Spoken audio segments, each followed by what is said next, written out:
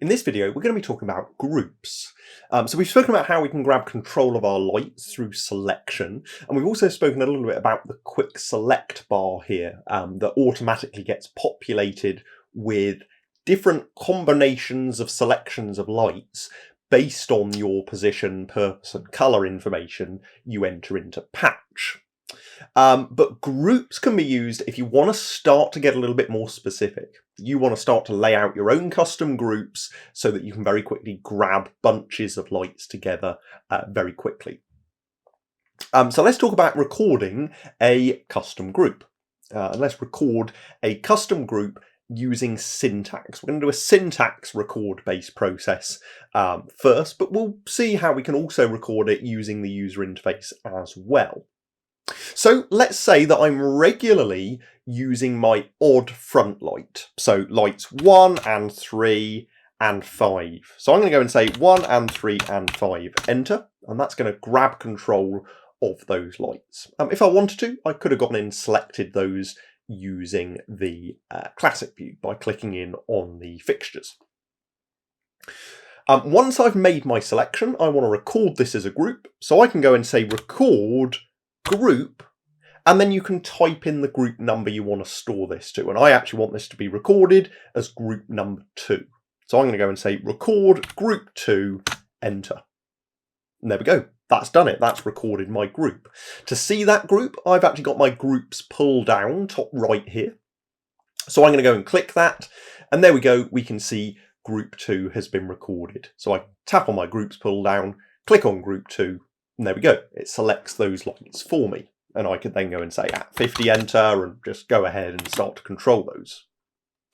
You'll see in my groups window, I've got a front light group. I've already recorded that previously in my show file.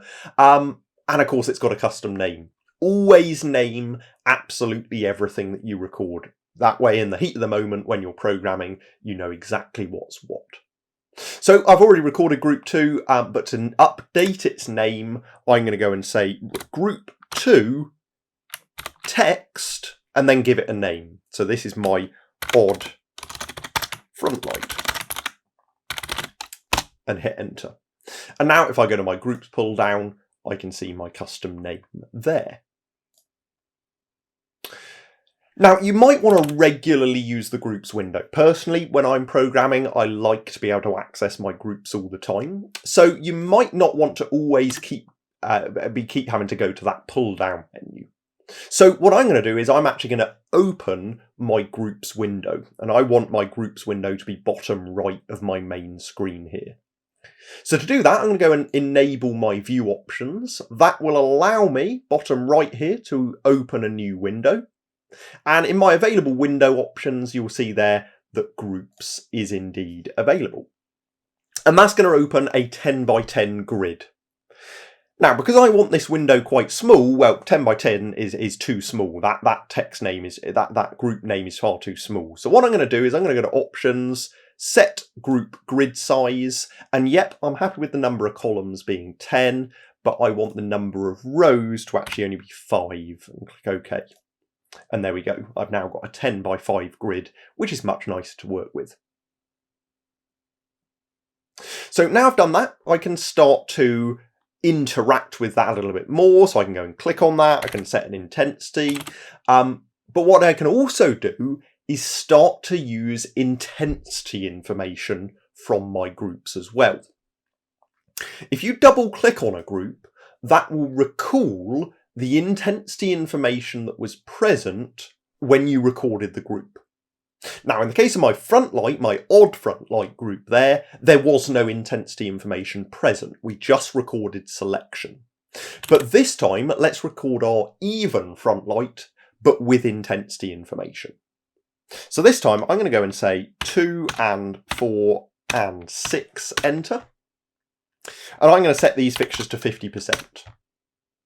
And what I'm now going to do is I'm going to tap record. Now I could, again, like we did previously, say record group 3, enter, but now I've got my groups window open, I'm actually going to be a bit lazy and just click.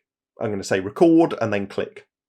And that's going to then record that into the group you clicked and automatically give you the option to label that.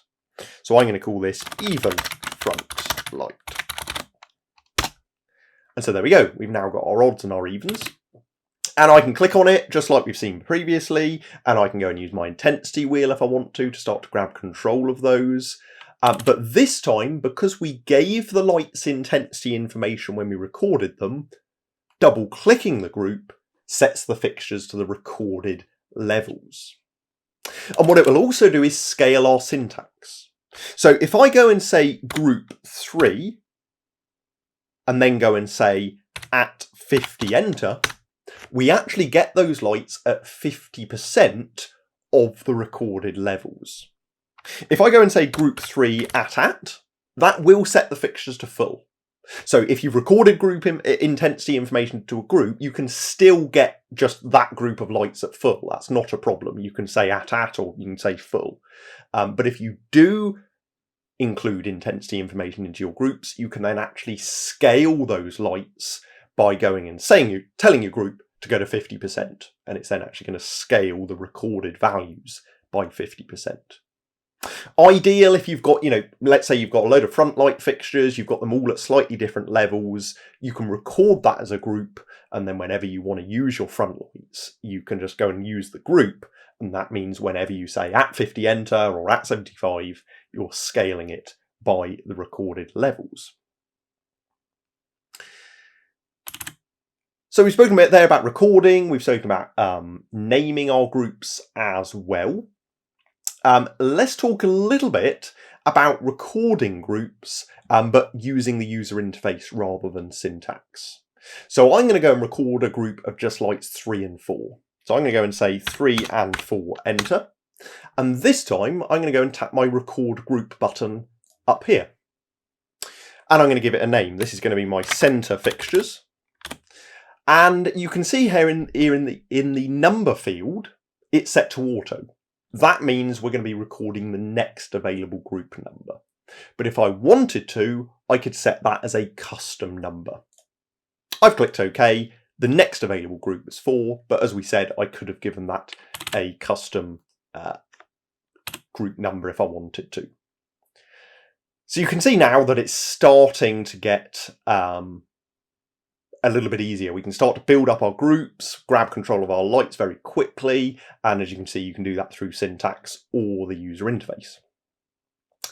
Of course, I can start to use these groups in my command line. So I could go and say, for example, group 1, which is my front light, but I could then go and say except or minus group 4, enter. So I can start to mix and match groups. So I've said, right, I want all of my front light apart from the center.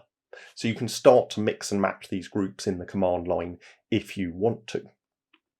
What I can also do is I can copy groups. That might be handy if you want to, make a copy of a group. So let's say that I want to paste a copy of group 4 in group 10. If I want to do that, I'm going to go and use the syntax group 10 copy from 4, enter. And that has then made a copy of that particular group in group number 10. So I've now made a copy of that.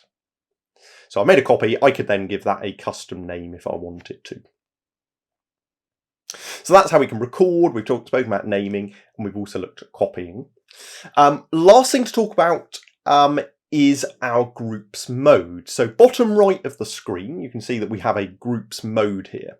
If you click that, that takes us into our groups mode. It's going to give us access to all of our various different types of groups. So we class palettes, we've got submasters, we've got groups in here, everything that sits under the wider groups umbrellas, including, of course, the groups themselves.